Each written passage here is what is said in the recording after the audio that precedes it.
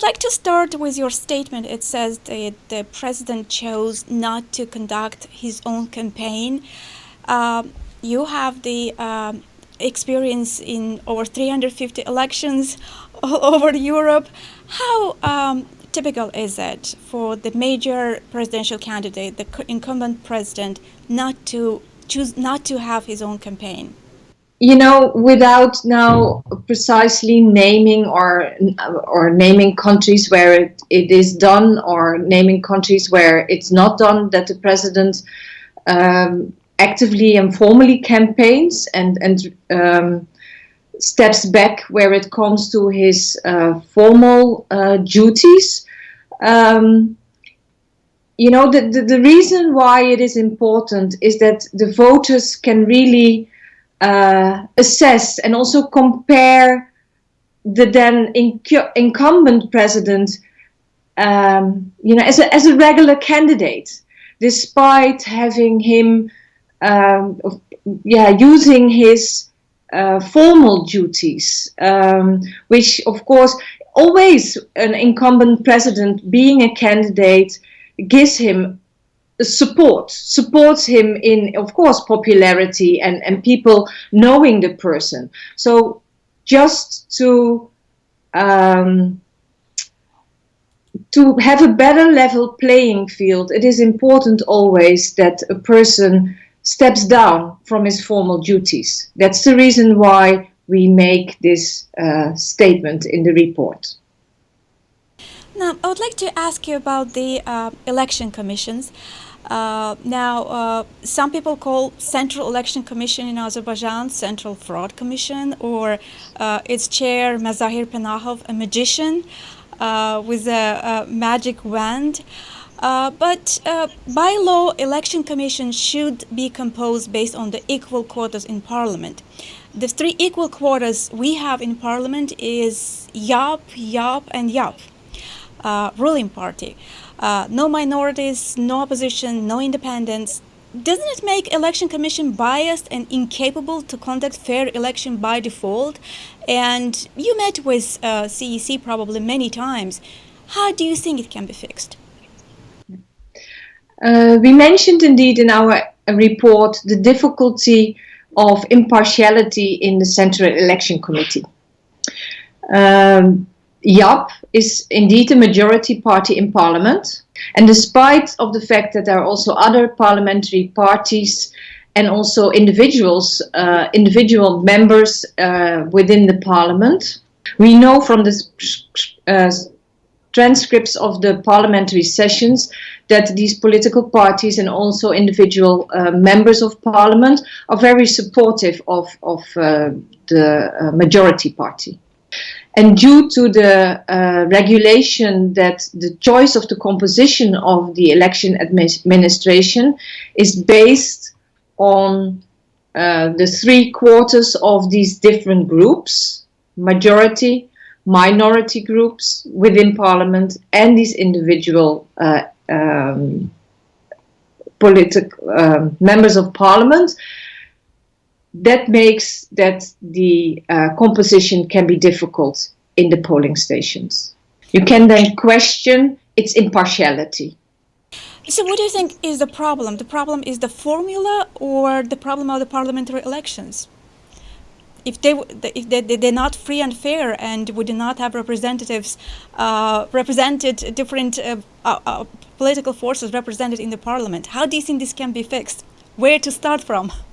Of course, these were the presidential elections that we observed. It's not for us now to decide that the parliamentary elections should be done differently.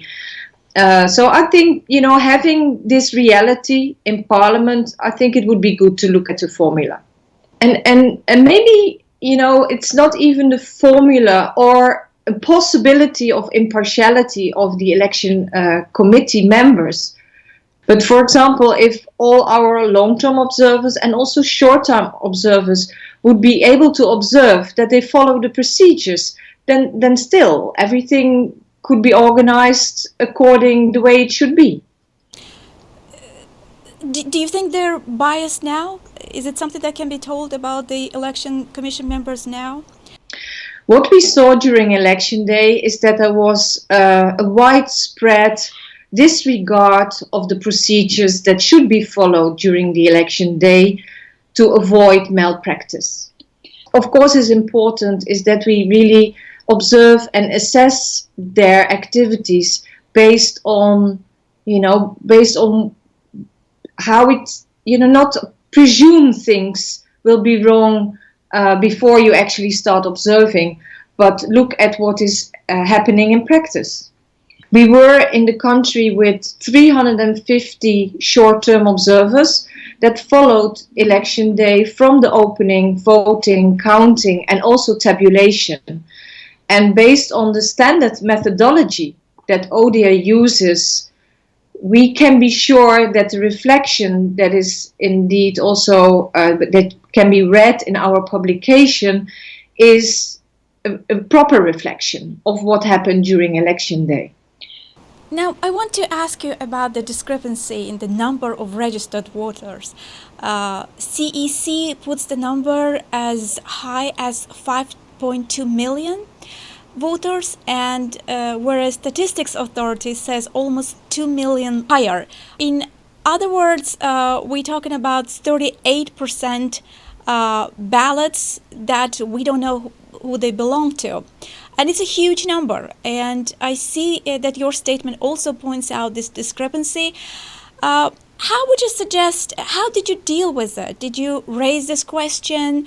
I know that the media outlets, journalists, me, myself, have been trying to raise this question that it's an important, huge difference before you even start counting any tabulation, any votes. This issue has to be tackled. Did you try to deal with it, put this question? Did you get any response to this? The discrepancy that you pointed at, the 2 million difference between the people on the voters list and the numbers of the Statistic Office of 2 million doesn't have to mean that there are 2 million ballots more circulated. But of course, we discussed with the CEC this discrepancy because you expect it to be the same. And the problem, they are confident that the voters list is fully updated and is correct. And we also are not able to say that it is not. There can be reasonable explanations for this difference. For example, people living abroad that are not taken off the voters, that are still formally living in the country, but taken off the voters list.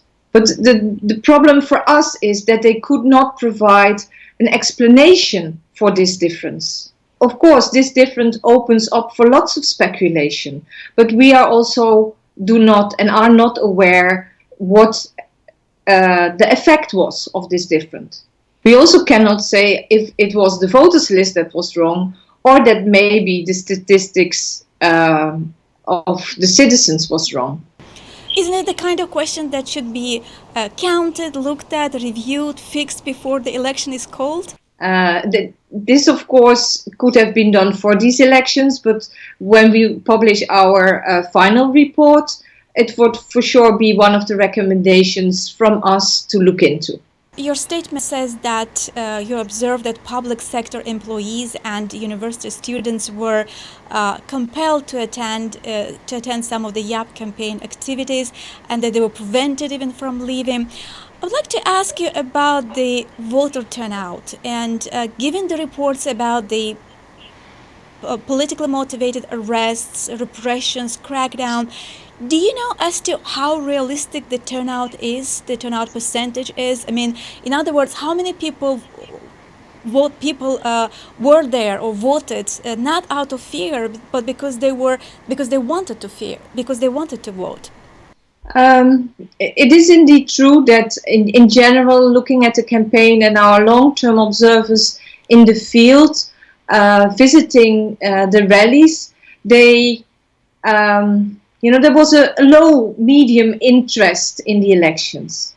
And people saying, we don't know, we do not have to go and vote, but why would we be interested? We know who would be chosen. But for me now, it is difficult to say what the genuine turnout of the elections is. I think this would be later on a question for our statisticians. Based on their analysis, they will and might be able to tell, more or less. We cannot never be able to give a precise answer, but they will have an understanding of, on average, what we could have expected of a genuine turnout. Again, quoting your statement, absence of pluralism, including in the media, this election lacked genuine competition. So I see that the election debates with 7 presidential candidates did not particularly impress you. There were 8 candidates formally registered by the Central Election Committee. And we already mentioned that the president did not campaign personally. But at the same time, in his formal duties, he was very active and also widely covered by the media. He also did not participate in the roundtables himself. What do you think it's indicative of? Sorry to interrupt you there. What do you think it shows? Is it strongness of the candidate, or is it the weakness of democracy? What is, you really would like all the candidates to have the same opportunity. And also the rallies during the election period, they were mainly YAP rallies. YAP had 8 more times rallies than all the other 7 candidates together. It was possible to observe that the financial means that YAP had available to organize their campaign was much more than the other candidates have. The possibilities they had to organize their campaign only via very small means, for example, door-to-door campaigning, but for sure not for organizing big rallies. Also, they didn't have the regional structure to organize their campaign across the country. And then there's no level playing field. Then one candidate has so much more opportunities than all the others, that also based on that, the voters are not clearly informed about who are all the candidates and do not have a genuine choice of whom to vote for. And that undermines a genuine democratic election. You said that you met with political opposition parties in Azerbaijan. I wonder how justified you find their motives to boycott the election. And also there were 2 rallies during the election process, and there is a 3rd one coming up tomorrow, in fact. Does it speak of freedom of assembly in Azerbaijan, you think? It's not for me to judge on the reasoning of the opposition to boycott the elections. These are pre-election. This was an early election. Normally, the elections would have been organized in October, and the president decided to bring it forward. So a reasoning for the opposition was that they were, because of this short period in between the 5th of February, when these elections were called, and the factual organization and the factual, when it was held, for them it didn't give them the time to meaningfully participate. And apart from that, they also didn't, for them, because the opposition is mainly, it's 2 political parties that were also the organizers of the protest rallies. Choice for them to make. Does it speak of, do you think it's indicative of freedom of assembly? Because this time at rallies there were much less arrests, less people were called to police stations, less threats were made. So do you think it's an improvement of freedom of assembly? When you talk about freedom of assembly, there are a limited number of venues available where people can organize their protests.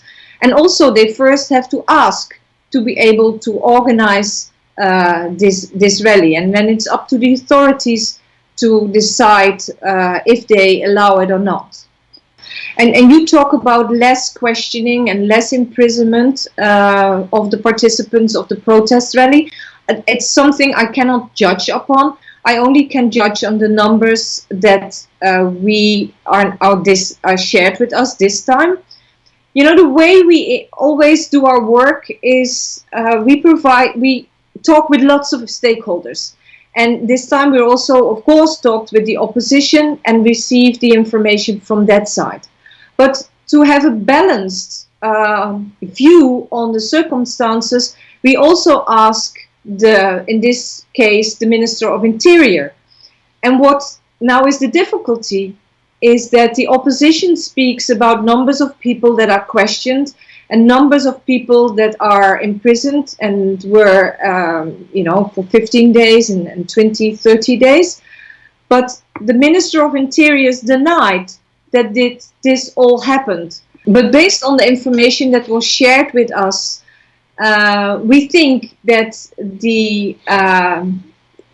that there indeed are people questioned and imprisoned around the protest rallies. And also it's one of the reasons why we, looking at the statement, the overall statement of our observation is that we conclude that fundamental rights are restricted, and of which, of course, then also the freedom of assembly.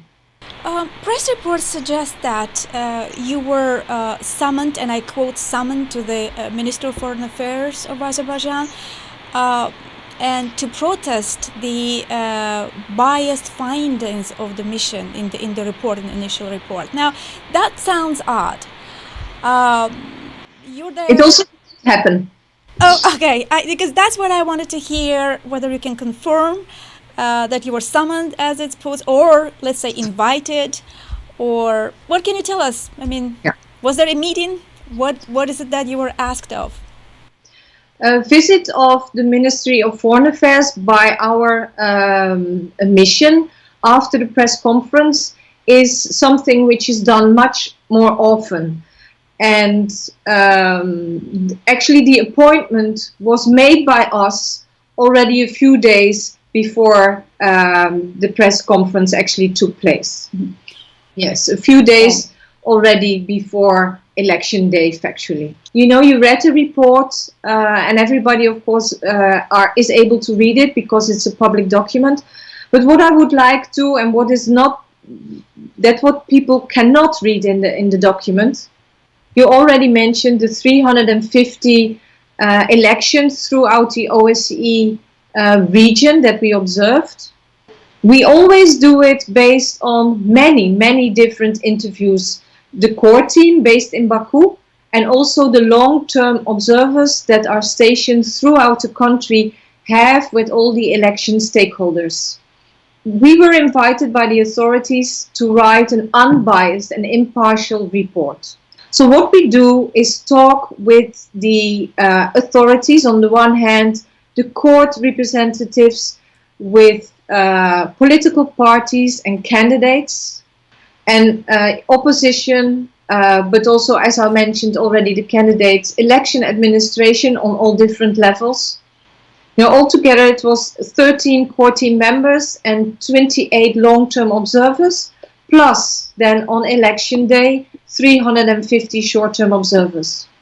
For us, it's not about our opinion whatsoever. What we do is looking at everything that's happening within the election period from all different angles. And that is what you see reflected in our report. Again, it's done already very often. People that were involved are very experienced people.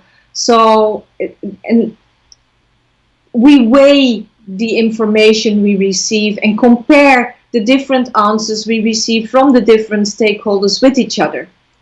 And that's why I know that this reflection that you can read in the report is a proper and thorough reflection of what happened in the pre-election period on election day, and later on we will also cover the post-election developments.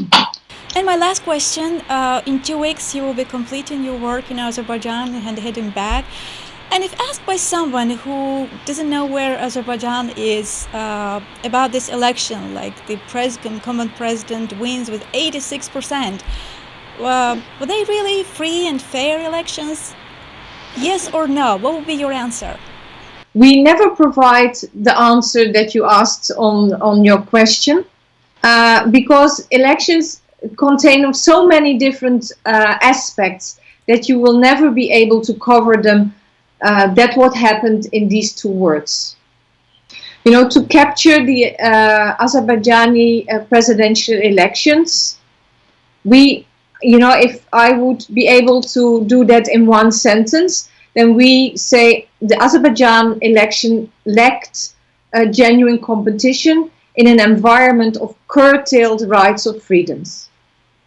Well, thank you very much indeed for your time and for your service. I'm sure that it promotes in long-term democracy and improves the election process in Azerbaijan. So thank you for that, and good luck with the rest of your time in Azerbaijan. To finish, we will publish a final report 2 months after the elections. It will be even give a wider view than our preliminary statement did. And then we will also include recommendations in the report for future elections. And we of course hope that the authorities will follow up on our recommendations. And if necessary, ODIHR will really be available to support them in the follow-up.